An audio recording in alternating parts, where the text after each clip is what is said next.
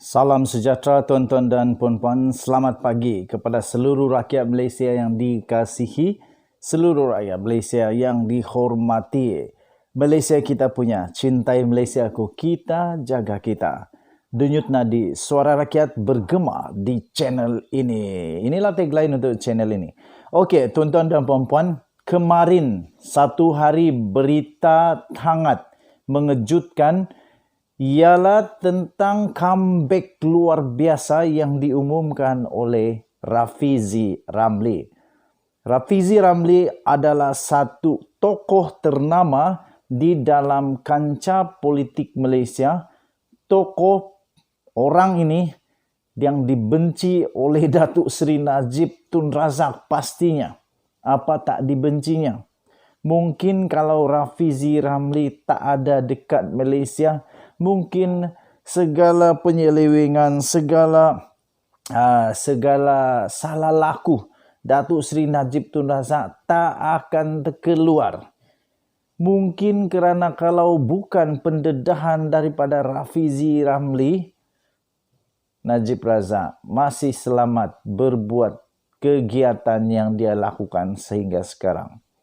Tuan-tuan dan puan-puan, Rafizi Ramli pernah didakwa kerana memiliki tanpa kebenaran satu halaman, hanya satu halaman sahaja, muka surat 98.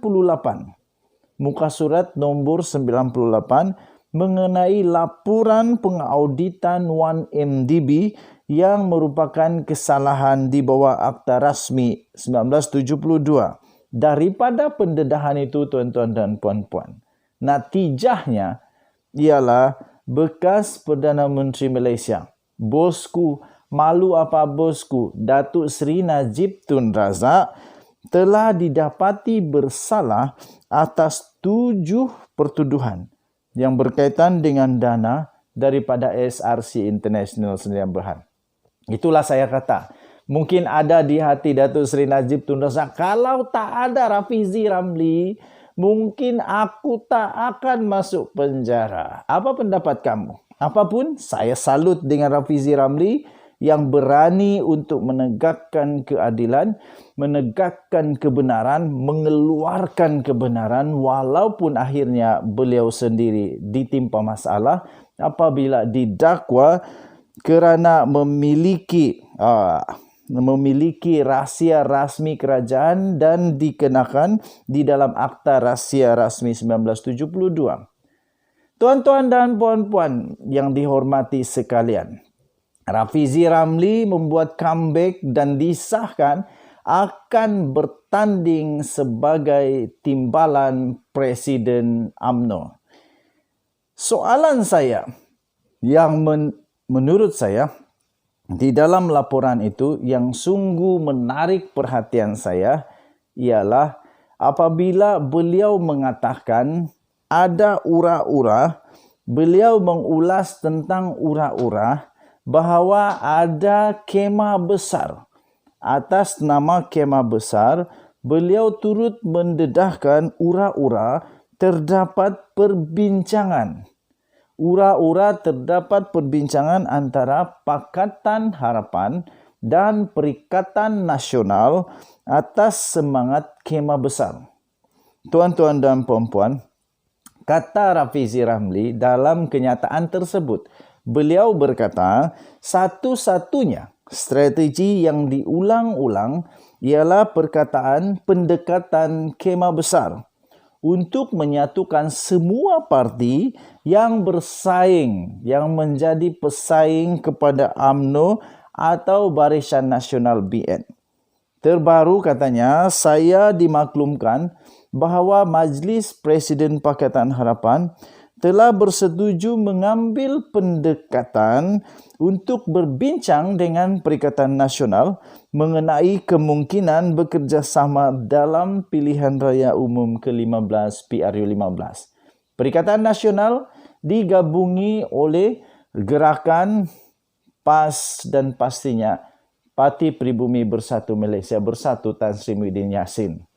Ini yang saya suka untuk ulas. Tuan-tuan dan puan-puan yang dihormati, dulu ketika Datuk Seri Najib Tun Razak bersama dengan Barisan Nasional akhirnya tenggelam, tumbang dan tenggelam di lautan. Lautan akhirnya kena bawa pergi mahkamah, turun naik mahkamah. Ketika itu hanya ada DAP, Amanah, PPBM dan juga PKR. Hanya ada 4 saja dan menyebabkan seluruh Malaysia mengalami transformasi, terjadi transformasi politik yang belum pernah terlihat di dalam mana-mana sejarah negara Malaysia. Barisan Nasional yang sudah lama tua bertapak di Malaysia akhirnya tumbang juga. Itu hanya ada 4 parti yang bergabung. Belum ada parti dominan Melayu Islam di dalam Pakatan Harapan pada ketika itu. Hanya ada DAP, PKR, Amanah dan PPBM. Boleh menang dengan bergaya di Malaysia. Tuan-tuan dan puan-puan yang dihormati, sekarang kalau mengikut kepada apa yang dikatakan oleh Rafizi Ramli sebentar tadi, Perikatan Nasional termasuklah 2 lagi tambahan gabungan di dalam Pakatan Harapan sekiranya ia benar berlaku, iaitu PAS, iaitu Parti Dominan Khas untuk Melayu Islam, dan satu lagi Parti Gerakan, Parti Berbilang Kaum di Malaysia. Kalau ada 4 parti boleh gegarkan seluruh Malaysia, apalagi terjadi sekiranya 6 parti bergabung di seluruh Malaysia. Tuan-tuan dan puan-puan yang dihormati, pasti dengan penggabungan 6 parti ini, kalau betul di dalam panji kemah besar, saya yakin transformasi politik baru sekali lagi bakal tercipta di Malaysia. Walaupun begitu tuan-tuan dan puan-puan, kita belum mendapat pengesahan tentang perkara ini. Kerana perkara ini baru ura-ura menurut Rafizi Ramli. Tetapi harapan untuk perkara ini boleh berlaku amat besar. Mengapa tidak? Kerana dengan kepimpinan baru dari Pakatan Harapan, iaitu Rafizi Ramli, dimasukkan semula, kalau dia menang menjadi timbalan Presiden PKR, saya fikir PKR akan dapat transformasi baru, perubahan baru di dalam kepimpinan dan cara mereka mendekati hati rakyat. Rafizi memang seorang yang bijak dan melalui kenyataannya juga, sidang akhbar dan sidang media itu, beliau juga menyentuh sebab-sebab mengapa PKR dan Pakatan Harapan sukar untuk menang. Dan saya fikir alasan yang diberikan oleh Rafizi Ramli itu memang ada benarnya. Tuan-tuan dan puan-puan yang dikasihi sekalian, banyak lagi persoalan yang boleh kita timbulkan dengan comeback daripada Rafizi Ramli. Kita akan rungkai satu persatu. Kerana itu tuan-tuan dan puan-puan, pastikan kamu komen banyak-banyak video ini, share kepada kawan-kawan dan beritahu supaya subscribe, tekan butang notifikasi kerana ada banyak lagi yang kita buat ulasan secara serius, secara spontan, secara lucu dan sebagainya. Apapun, inilah channel saya. Nak cari channel yang serius, mungkin bukan di channel saya. Apapun, channel ini hanya kebenaran yang kita tonjolkan. Tidak ada cerita yang belum pasti, tidak ada fitnah, tidak ada apa-apa yang tidak betul. Semua yang sudah dikeluarkan di mahkamah, sudah disebut di mahkamah, barulah channel ini akan keluarkan. Malaysia kita punya, cintai Malaysiaku, kita jaga kita. Jangan lupa tekan butang subscribe, like dan share.